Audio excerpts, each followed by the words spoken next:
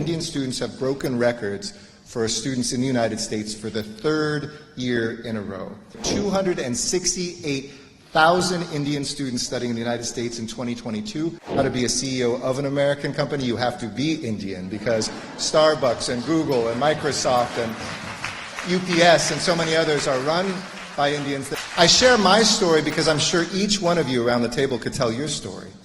Maybe growing up and hearing about this place, America, never thinking you would be there, or maybe you always aspired one day to see that or to study there. Or maybe it was the cause or the subject area that you were aspiring to know more about when you learned about a program like the Humphrey Fellows and never thought that you'd be accepted, right? We always think there's somebody better. There always is somebody better. But sometimes life we get lucky, and sometimes we work hard. And you have been building this bridge that has been extending from India to the United States over the last many decades. By the way, I think a history that is much stronger than not.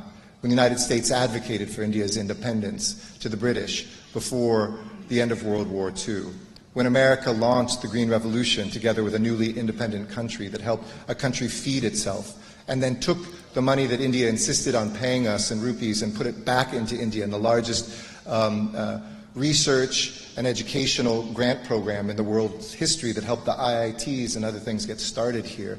When we looked even at the toughest years, there were still the people-to-people ties that you embodied that really built this bridge that, as I describe it, at least from India to the United States, it's like a steel-reinforced, perfectly engineered, beautifully architected bridge.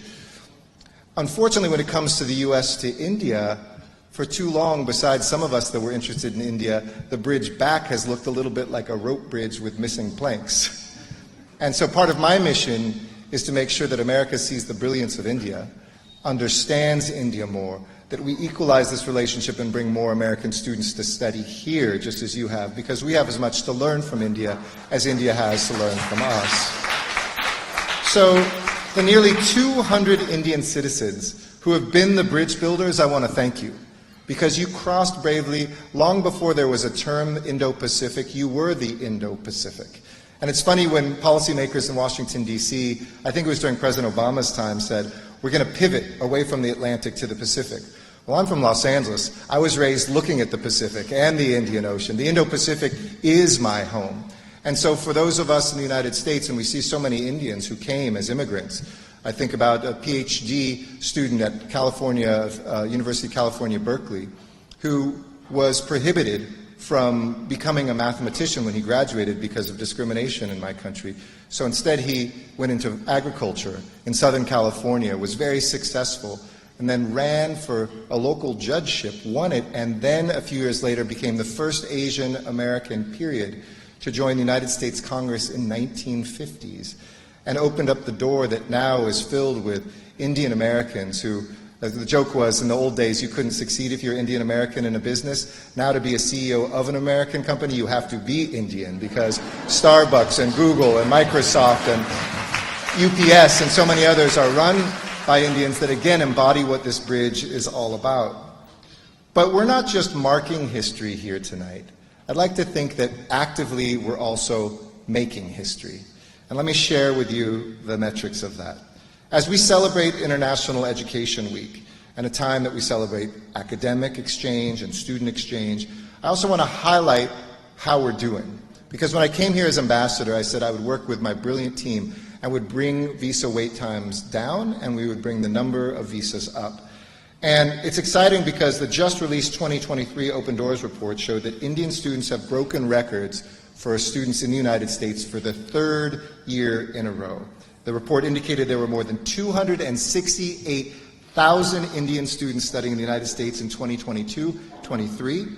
In fact, Indian students are now a quarter of all students coming from abroad to the United States. And India recently surpassed China to become the largest source of international graduate students, period, in the United States for the first time in more than a decade. This was a surge of admissions from brilliant Indian students, just like you, who applied for programs just as like the one that you did. It increased 63% year on year, the admissions of Indian graduate students to the United States. That is a tremendous accomplishment. But this is more than numbers. As I said, it's not just about the quantity, it's about the quality. And you all, as Humphrey Fellows, Humphrey alumni, know this better than anyone. And I hope you get a chance to meet a fellow, I don't know what the gender-neutral term is, or fella, or a woman or a man who's been part of the Humphrey program, and that you get to know each other. Because this network is as much about Indians knowing Indians as it is Americans getting to know Indians and Indians getting to know America. From breaking news, detailed analysis, in-depth interviews and explainers, follow the Times of India. Subscribe to our YouTube channel. Don't forget to like our videos and hit the bell icon to stay updated with the latest.